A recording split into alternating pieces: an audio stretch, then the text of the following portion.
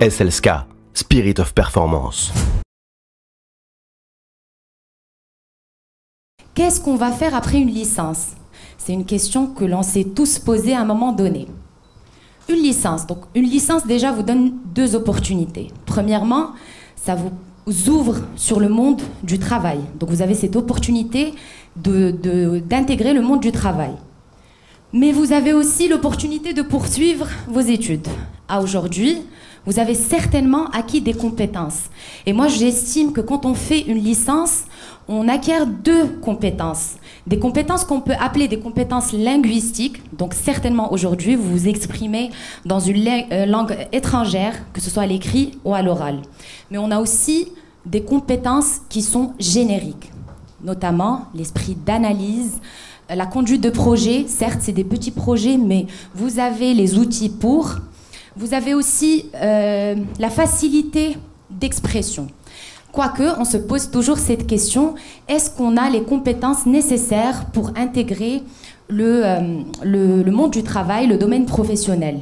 Vous avez, j'estime aussi, fait des stages. Donc, ceci vous a permis une immersion dans le monde du travail tout en vous formant. Bonjour. Bonjour, allez-vous?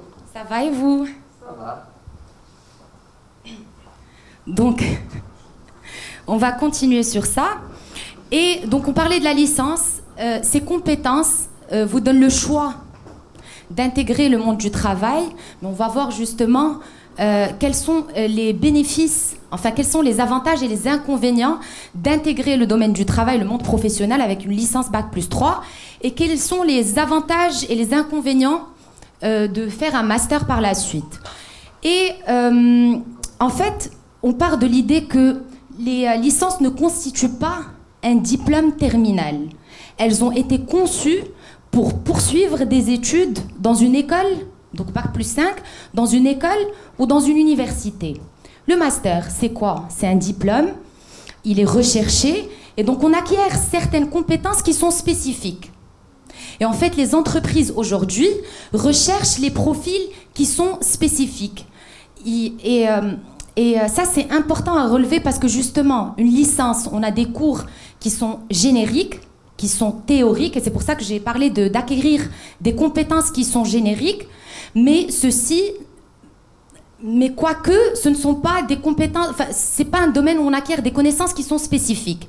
Et c'est à ce moment-là qu'on se pose cette question, est-il nécessaire de faire des études après une licence ou pas? Et moi, j'estime, étant dans l'entrepreneuriat, j'estime que c'est bien et j'encourage mes étudiants à se lancer dans l'entrepreneuriat, à faire des projets, à travailler.